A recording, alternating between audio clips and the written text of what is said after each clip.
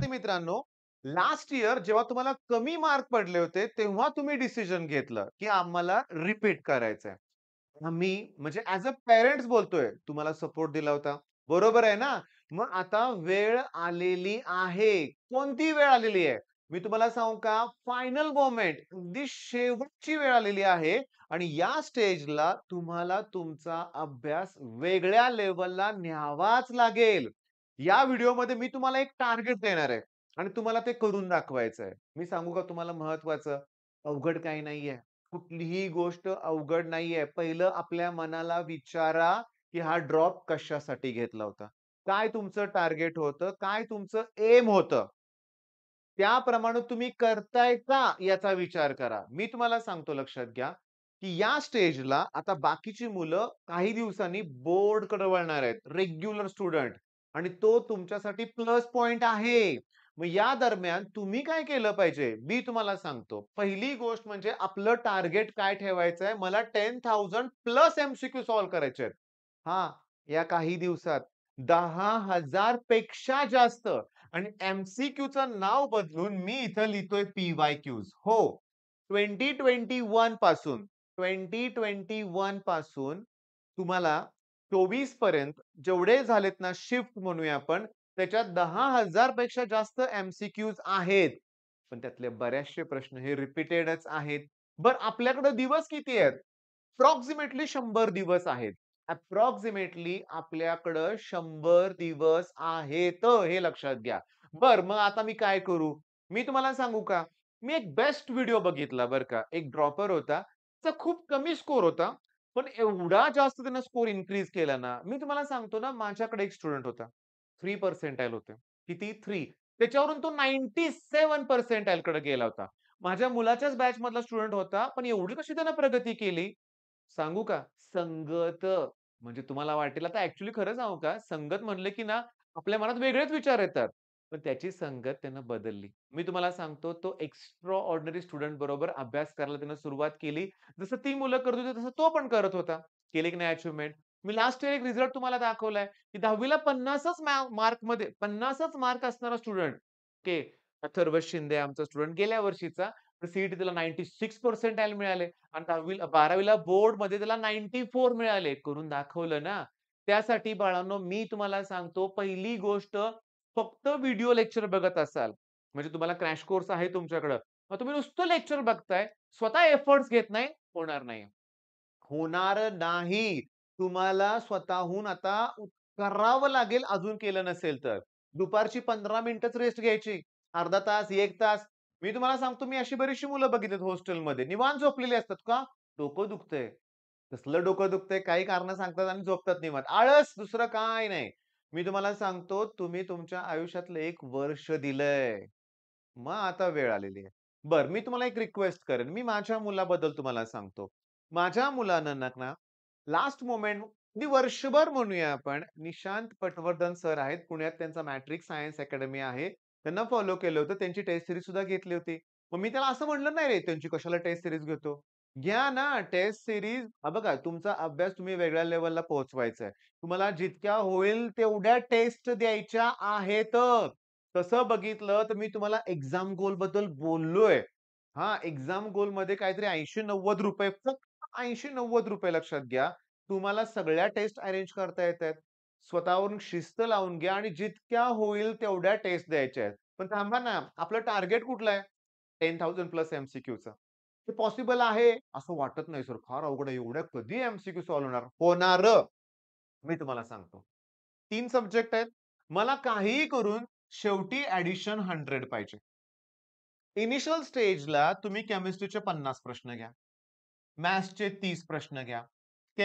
फिजिक्सचे 20च घ्या. करा बेरीज झाली का 100? झाली की नाही? इनिशियल स्टेजला. ओके. पण मला एक तुम्हाला विचारायचं आहे. मी एका मुलाचं नाव घेतो. माझ्याकडं ना एक स्टुडंट होता. ठीक आहे, नाव नको घ्यायला जाऊ दे. तो दिवसाला ना 700 एम-सी-क्यू सॉल्व्ह करायचा. 700 शॉकिंग आहे ना? करायचा. 18-19 तास अभ्यास करायचा लक्षात घ्या. अतिशय गरीब परिस्थिती होती बरं का. पण त्यानं सगळं ते चेंज केलंय. आज तर तो एम-बी-बी-एस पण कंप्लीट झालाय. नीट पी पण एक्झाम त्यानं क्रॅक केलेली आहे. बरं हे काय फार अवघड नव्हतं त्याच्यासाठी लक्षात घ्या. 40-50 माझ्यासाठी डाउट असायचे त्याच्याकडून म्हणूया आपण. पण मेन पॉइंट काय तुम्हाला काय म्हणायचंय 20+50+30 मी चला माझं टार्गेट कंप्लीटेड. मी आता झोपतो. थोडं मी सोशल मीडियाकडे वेळ देतो. अरे मूर्खपणा आहे तो. बास करा ते आता Instagram, Snapchat, Facebook तुम्ही वापरत नाही मला माहिती आहे. नवीन जनरेशन आहे तुमचं. Snapchatवर जास्त भर असतो किंवा फालतू गोष्टी. आता बास. 1 वर्ष दिलंय. आता फायनली करायचंय आपल्याला. मी काय म्हणतोय थोडेसे 100+ एम-सी-क्यू झाले पण काय बिघडणार आहे? करा ना. 50च्या ऐवजी 100 प्रश्न सॉल्व्ह करा केमिस्ट्रीचे. मी तुम्हाला सांगतो पहिली गोष्ट या टॉपिकना टार्गेट करा. पॉलिमर, बायोमॉलिक्युल्स, ग्रीन केमिस्ट्री हे जे टॉपिक आहेत ना, हे थेरॉटिकल आहेत. मुलांचे इथंच मार्क जातायत. न्यूमेरिकल सॉल्व्हिंगमध्ये जात नाहीत. तुम्ही ड्रॉप घेतला याचा अर्थ तुम्ही हुशार आहात. हे माझं वाक्य समजून घ्या. तुम्हाला आहे स्वतःवर विश्वास म्हणून तुम्ही ड्रॉप घेतलाय. 10वी ला तुम्हाला 90-95% मार्क होते. ठीक आहे. एक एक्स्ट्रा चान्स पाहिजे होता. आम्ही तुम्हाला दिलाय. पण आता या स्टेजला मी तुम्हाला मगाशी बोललो. भरपूर प्रॅक्टिस, टेस्ट देणं गरजेचं आहे आणि अपॉर्च्युनिटी आहे. कोणती अपॉर्च्युनिटी आहे, की तुम्ही रेग्युलर स्टुडंटचा वेळ जाणार आहे महिनाभर आता पुढचा म्हणूया आपण. त्यांच्या प्रॅक्टिकल एक्झाममध्ये म्हणजे त्यांचा नुकसान होतोय, आपला फायदा होतोय असं मी बोलत नाहीये. तुम्हाला एडव्हांटेज आहे लक्षात घ्या. एडव्हांटेजेस आहे तुमच्यासाठी हे महत्वाचा एडव्हांटेज आहे. मग काय करा माहितीये का, की तुम्ही मी सांगितल्याप्रमाणे हे टार्गेट सेट करा. पण लवकरच मी तुमच्यासाठी असा एक व्हिडिओ घेऊन येणार आहे. त्यात प्रॉपर प्लॅनच देतो रे. अगदी शेड्यूल तयार करूया चला. हां. मस्त असा प्लॅन तयार करूया. मी माझ्या ड्रॉपर टू टॉपर बॅचमध्ये ते शेड्यूल अरेंज करायचं आत्ता ठरवलेलंच आहे.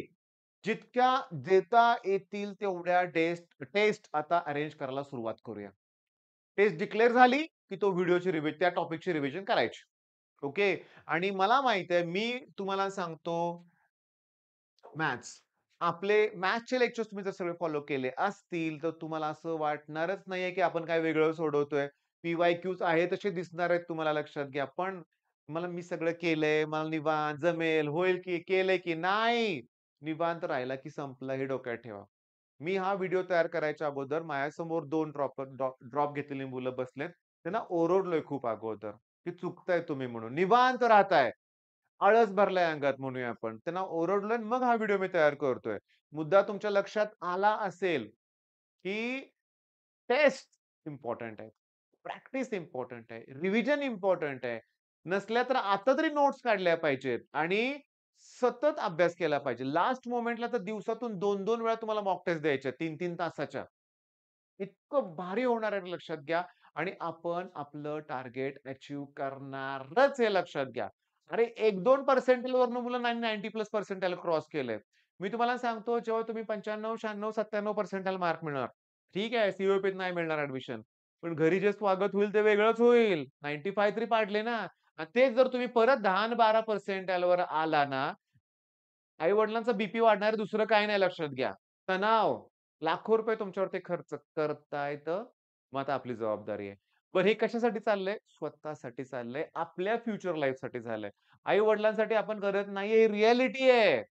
ते आपल्यासाठी करतायत हे 100% सत्य आहे. पण आपण आपल्यासाठीच केलं पाहिजे आणि घरातल्यांची पण तीच इच्छा आहे.